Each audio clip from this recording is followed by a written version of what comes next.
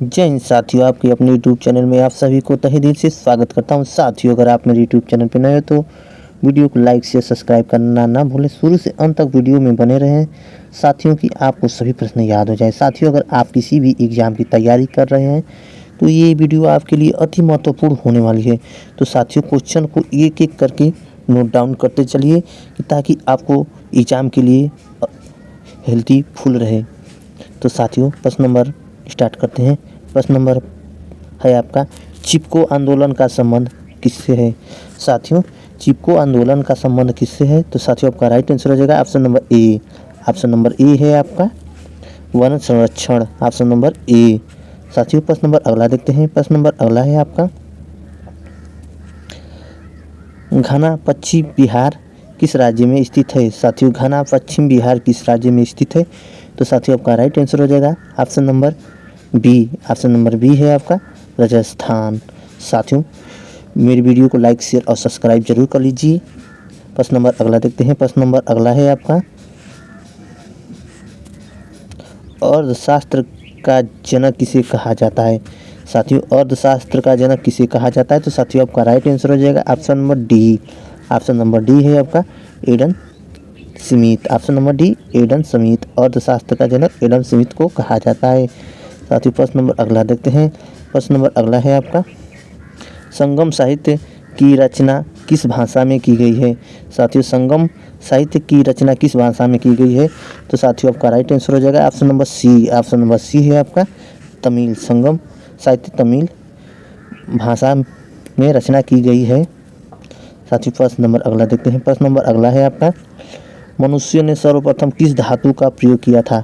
साथियों, मनुष्य ने सर्वप्रथम किस धातु का प्रयोग किया था? तो साथियों, आपका राइट आंसर हो जाएगा option number C. Option number C है आपका तांबा। ऑप्शन नंबर सी है आपका तांबा। मनुष्य ने तांबा धातु का सर्वप्रथम प्रयोग किया था। साथियों, प्रश्न नंबर अगला देखते हैं। प्रश्न नंबर अगला है आपका, एंडीज पर्वत की सबसे ऊंची चोटी कौन सी है। साथियों, एंडीज पर्वत की सबसे ऊंची चोटी कौन सी है? तो साथियों, आपका राइट आंसर हो जाएगा option number C. Option number C है आपका एकांक गुआ। ऑप्शन नंबर सी एकांक गुआ। साथियों, प्रश्न नंबर अगला देखते हैं। प्रश्न नंबर अगला है आपका, ताजमहल को बनाने वाले वास्तुकार का क्या नाम था। साथियों, ताजमहल को बनाने वाले वास्तुकार का क्या नाम था? तो साथियों, आपका राइट आंसर हो जाएगा option number B. Option number B है आपका उस्ताद अब्दुल हमीद लाहौरी। उस्ताद अब्दुल हमीद लाहौरी ताजमहल को बनाने वाले वास्तुकार का नाम था। साथियों, प्रश्न नंबर अगला देखते हैं। प्रश्न नंबर अगला है आपका, करो या मरो का नारा किसने दिया था। साथियों, करो या मरो का नारा किसने दिया था? तो साथियों, आपका राइट आंसर हो जाएगा option number D. Option number D है आपका Mahatma Gandhi. Option number D है आपका महात्मा गांधी। करो या मरो का नारा महात्मा गांधी ने दिया था। साथियों, प्रश्न नंबर अगला देखते हैं। प्रश्न नंबर अगला है आपका, जो वेरी इंपॉर्टेंट प्रश्न है। साथियों, विश्व का सबसे बड़ा महाद्वीप कौन है। साथियों, विश्व का सबसे बड़ा महाद्वीप कौन है? तो साथियों, आपका राइट आंसर हो जाएगा option number A. Option number A है आपका एशिया। ऑप्शन नंबर ए है आपका एशिया। साथियों, प्रश्न नंबर अगला देखते हैं। प्रश्न नंबर अगला है आपका, जो बार बार एग्जाम में ये सब प्रश्न पूछा गया है। साथियों,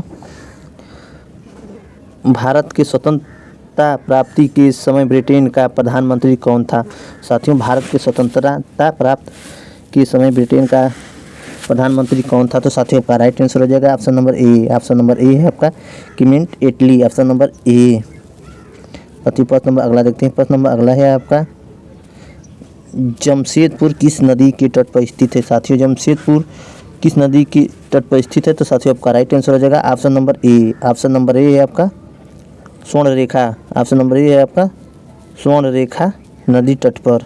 ऑप्शन नंबर ए स्वर्ण रेखा नदी तट पर है आपका। राष्ट्रीय साक्षरता दिवस किस तिथि को मनाया जाता है।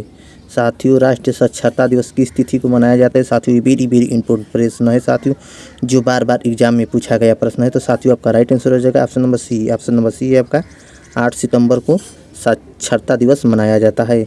साथियों, प्रश्न नंबर अगला देखते हैं। प्रश्न नंबर अगला है आपका, महात्मा गांधी को राष्ट्रपिता की उपाधि किसने दी थी। साथियों, महात्मा गांधी को राष्ट्रपिता की उपाधि किसने दी थी? तो साथियों, आपका राइट आंसर हो जाएगा option number B. Option number B है आपका Subhash Chandra Bose. Option number B है आपका सुभाष चंद्र बोस। प्रश्न नंबर अगला है आपका साथियों, कुकिंग गैस में ब्यूटेन की मात्रा कितनी होती है। साथियों कुकिंग गैस में ब्यूटेन की मात्रा कितनी होती है, तो साथियों आपका राइट आंसर हो जाएगा option number D. Option number D है आपका 90%। ऑप्शन नंबर डी है आपका 90%। साथियों प्रश्न नंबर अगला देखते हैं। प्रश्न नंबर अगला है आपका, किस अम्ल के कारण दूध में खट्टापन होता है। साथियों किस अम्ल के कारण दूध में खट्टापन होता है, तो साथियों आपका राइट आंसर हो जाएगा option number A. Option number A है आपका लैक्टिक अम्ल। ऑप्शन नंबर ए लैक्टिक अम्ल के कारण दूध खट्टा होता है। साथियों प्रश्न नंबर अगला देखते हैं। प्रश्न नंबर अगला है आपका जो वेरी वेरी इंपॉर्टेंट प्रश्न है साथियों, जो बार बार एग्जाम में पूछा गया प्रश्न है। राजा राम मोहन राम को राजा की उपाधि किसने दी थी। साथियों राजा राम मोहन को राजा की उपाधि किसने दी थी। साथियों आपका राइट आंसर हो जाएगा option number B. Option number B है आपका अकबर द्वितीय। ऑप्शन नंबर बी है आपका अकबर द्वितीय। साथियों प्रश्न नंबर अगला देखते हैं। प्रश्न नंबर अगला है आपका, लुम्बिनी का संबंध किस धर्म से है। साथियों लुम्बिनी का संबंध किस धर्म से है, तो साथियों आपका राइट आंसर हो जाएगा option number B. Option number B है आपका बौद्ध धर्म से लुम्बिनी का संबंध है।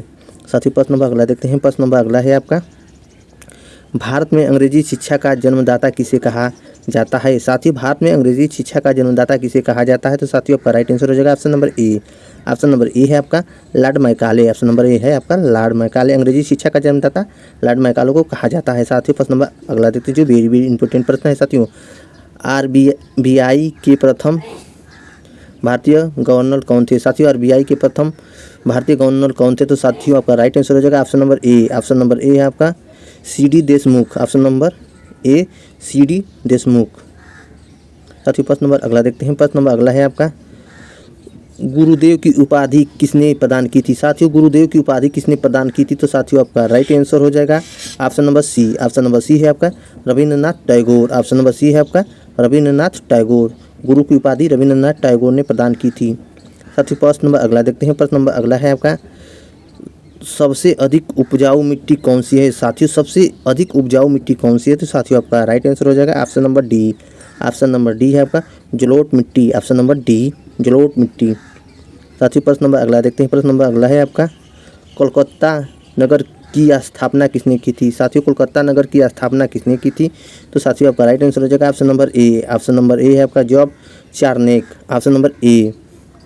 साथियों प्रश्न नंबर अगला देखते हैं। प्रश्न नंबर अगला है आपको, किसने मोहम्मद जिन्ना को कायदे आजम की उपाधि प्रदान की थी। साथियों किसने मोहम्मद अली जिन्ना को कायदे आजम की उपाधि प्रदान की थी, तो साथियों आपका राइट आंसर हो जाएगा option number A. Option number A है आपका Mahatma Gandhi. Option number A है आपका महात्मा गांधी।